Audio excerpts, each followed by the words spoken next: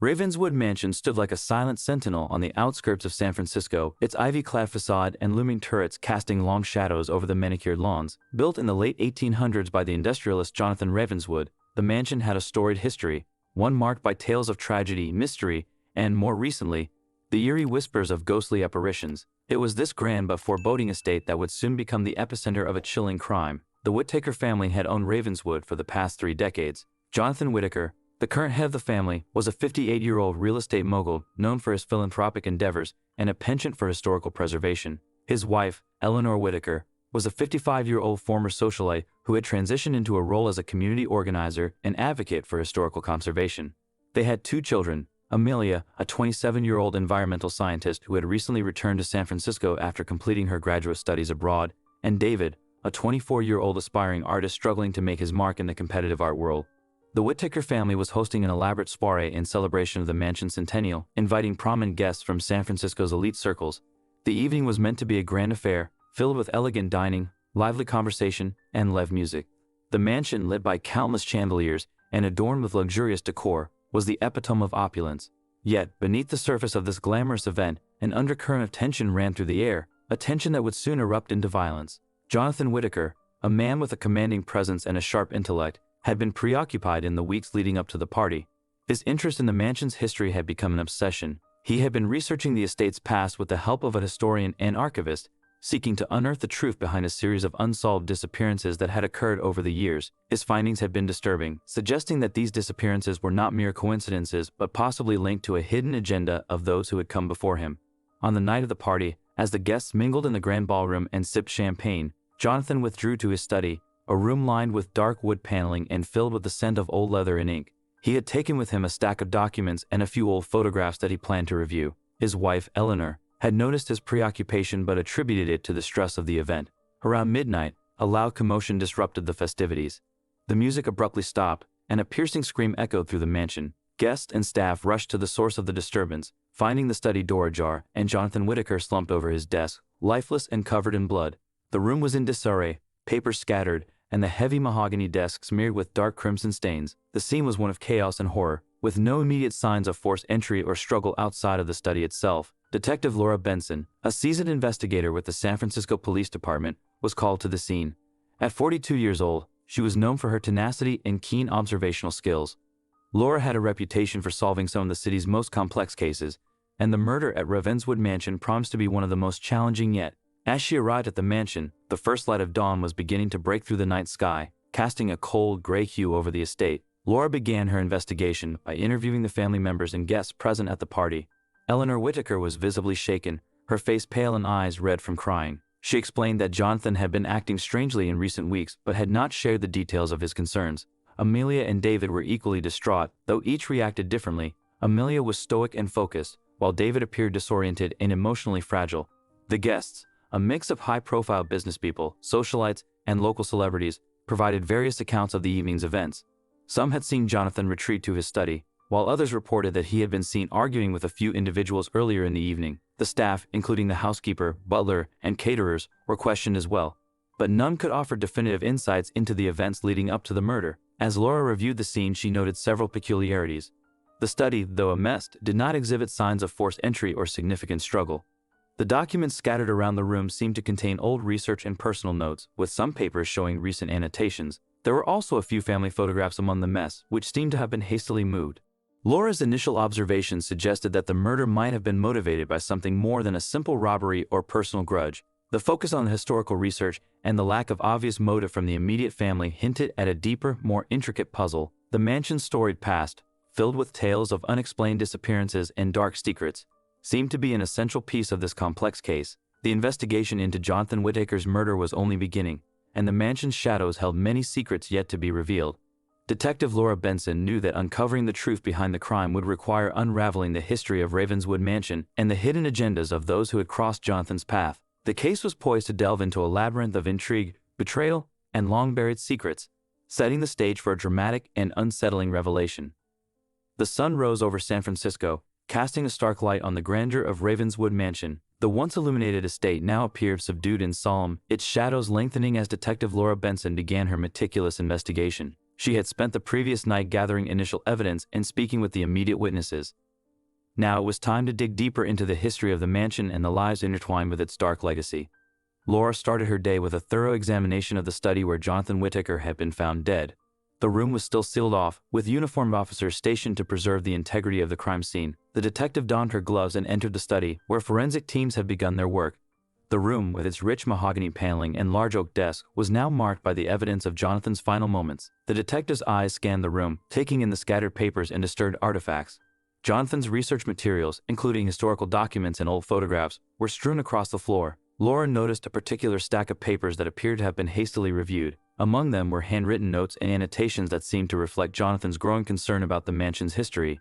The notes were riddled with references to previous occupants and mysterious disappearances, suggesting that Jonathan had been on the brink of a significant discovery.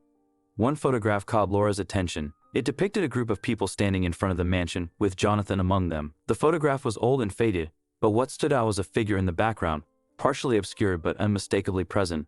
Laura made a mental note to trace the identity of this individual later. As Laura sifted through the documents, she encountered Jonathan's personal journals.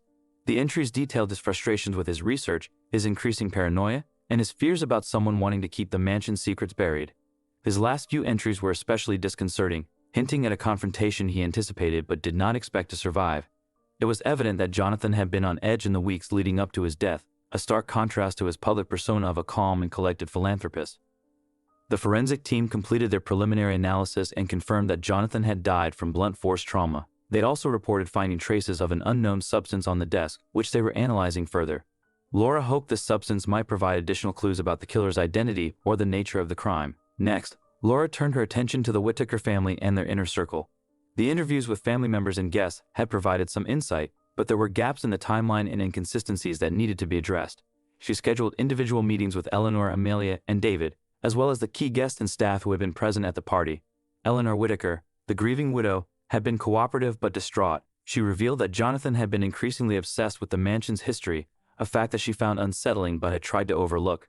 Eleanor shared that Jonathan had recently hired a historian, Dr. William Grant, to assist with his research. She described Dr. Grant as a reclusive but brilliant scholar, and mentioned that Jonathan had been very secretive about his findings. Amelia Whittaker, Jonathan's daughter, was a more complex case. At 27, she was well-educated and articulate, but her demeanor was guarded. She admitted to having a strained relationship with her father, primarily due to her decision to leave the family business and pursue a career in environmental science. Amelia seemed genuinely shocked by her father's death, but was also visibly uncomfortable with the scrutiny. Laura noted that Amelia had been seen arguing with Jonathan earlier in the evening, though the argument seemed to be about her recent career choices rather than anything related to the investigation. David Whittaker, the youngest son, was visibly shaken and struggling to cope with the situation. At 24, he was a struggling artist whose career had been marked by a series of failures and rejections.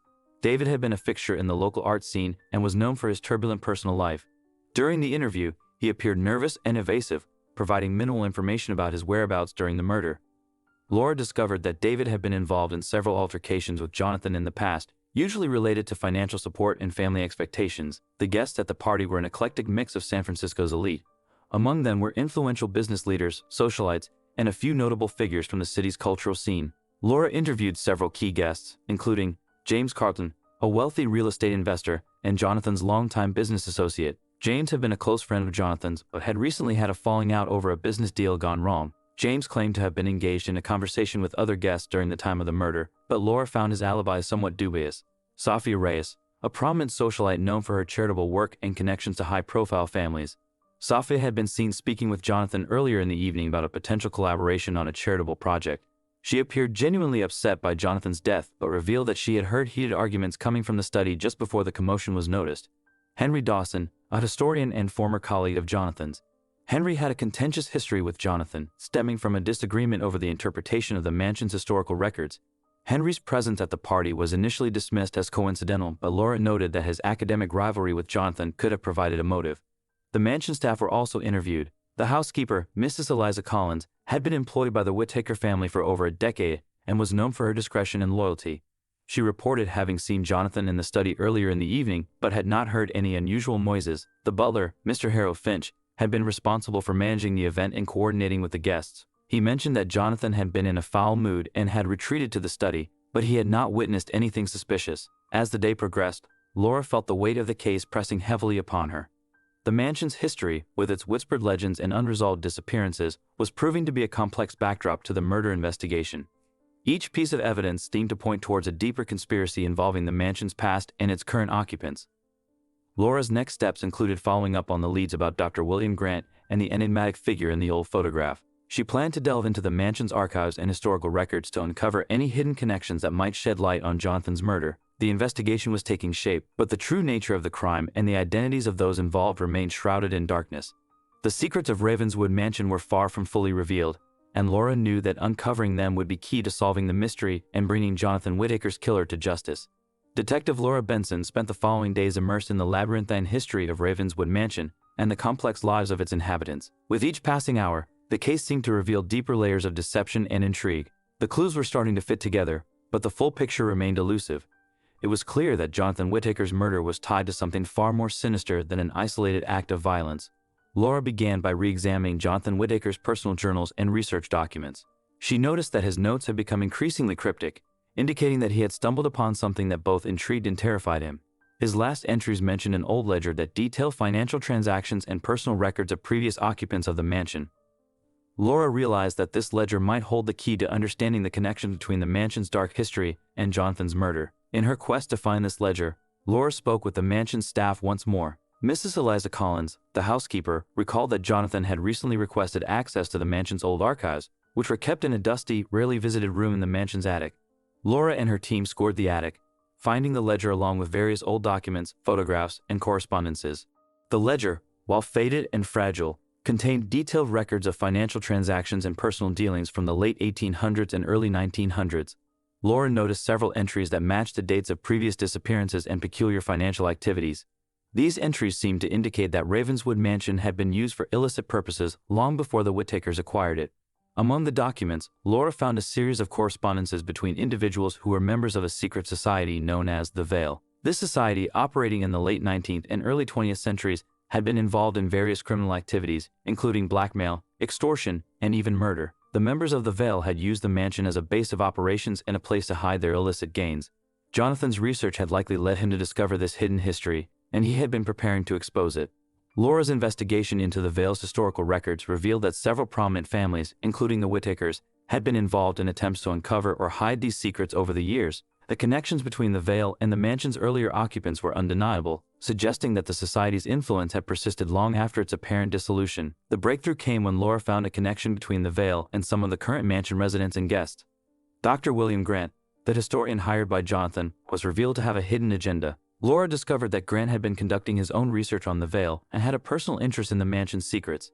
He had been trying to locate and secure valuable artifacts associated with the society before Jonathan could reveal them. Laura also learned that James Carlton, a business associate of Jonathan's, had been a recent recipient of mysterious financial gains linked to the Veil's illicit activities. It appeared that Carlton had been involved in a scheme to leverage his knowledge of the Veil to blackmail wealthy individuals, including Jonathan. The tensions between Carlton and Jonathan had been exacerbated by this financial manipulation. As Laura pieced together the connections, she realized that Jonathan's murder was a result of his imminent plan to expose the Veil and its connections to the present-day elite. His research had put him in direct conflict with those who wished to keep these dark secrets hidden, and his discovery of the ledger had made him a target. The final piece of the puzzle fell into place when Laura confronted Dr. William Grant. In a tense interrogation, Grant confessed to his involvement in the plot. He revealed that he had been hired by a clandestine group to retrieve valuable artifacts and suppress Jonathan's findings. Grant's role had been to distract Jonathan while orchestrating the removal of the ledger and other crucial documents. When Jonathan had refused to cooperate and threatened to go public, Grant had been instructed to eliminate him. Grant's confession led to a series of arrests and further investigations. James Carlton was apprehended for his role in the financial crimes and his connections to the Veil. Several other individuals, including associates of Carlton and members of the secret society, were implicated and arrested. The mansion's dark history was brought to light, and the remnants of the Veil's influence were dismantled. In the aftermath of the case, Ravenswood Mansion became a symbol of both the city's historic grandeur and the dark secrets it had harbored. The Whittaker family, though deeply affected by the tragedy, found a sense of closure as the truth about Jonathan's murder was revealed. Eleanor, Amelia, and David were left to grapple with the aftermath of their father's death and the impact of the mansion's legacy on their lives. Detective Laura Benson was praised for her thorough and tenacious investigation, which not only solved the murder but also uncovered a historical conspiracy that had long remained hidden. The case of Jonathan Whittaker's murder was closed, but the story of Ravenswood Mansion continued to serve as a reminder of the enduring power of secrets and the lengths to which people would go to protect them. In the end, the mansion, once a place of dark intrigue, became a site of historical preservation and reflection. The revelations had brought justice but also opened a new chapter in the mansion's history, one that would forever be marked by the shadows of its past and the light of its newfound truth.